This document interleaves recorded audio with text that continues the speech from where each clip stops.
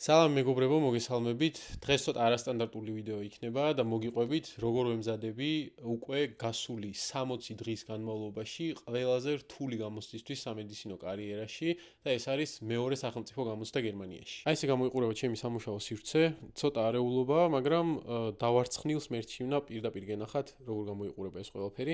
აი ეს კი არის გრაფიკი, რა გრაფიკის სამუშაოების შემთხვევაშიც ვიქნები მზად ამ გამოცდისთვის.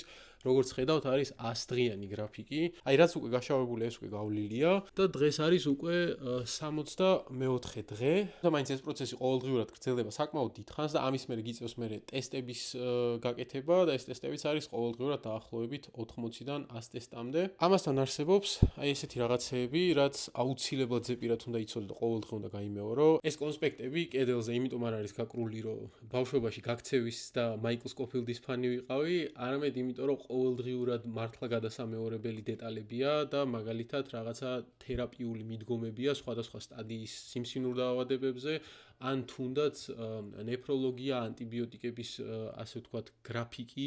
მოკლედ ისეთ დეტალები, რაც უბრალოდ ზეპირად უნდა იცოდე და ესე ერთი წაკითხვით, რა თქმა უნდა, ვერ დაიმახსოვრე. გასული დაახლოებით 2 თვის განმავლობაში საკმაოდ მოიკლო ჩემმა აქტიურობამ სოციალურ მედიაში და ეს ყველაფერი დამოკიდებული იყო იმაზე, რომ ყოველდღიურად ვემზადები ამ გამოცდისთვის და ერთ დღეს მაინც გამოვყოფ ხოლმე უბრალოდ იმისთვის, რომ რეგულარულად ის ვიდეოები დავდო, რა ვიდეოებსაც აქამდე ვდებდი და ეს ყველაფერი რა თქმა უნდა ჩემს განწყობას და ხასიათსაც დაეთყო, რადგან სოციალურ მედიაში როგორც ვაქტიურობ და რასაც ვაკეთებ, არის პირველ რიგში იმიტომ, რომ ეს ყველაფერი მემანიჭებს სიამოვნებას და თქვენთან ასე ვთქვათ, ცოდნის გაზიარება და ამ სახით კომუნიკაცია ჩემთვის არის სასიამოვნო პროცესი. ამიტომ გუშინ გადავწყვიტე, რომ რაღაც პერიოდში თქვენთვის რომ ესეთი აპდეიტებიც მომეცა, რა ხდება ყოველდღიურად და რითი ვარ დაკავებული, ესეც საინტერესო იქნებოდა, ამიტომ იაქტიურეთ კომენტარებში, დაწერეთ რა გაინტერესებთ კონკრეტულად და მე კი ესე დაგააპდეიტებთ ხოლმე პატარა ვიდეოებით.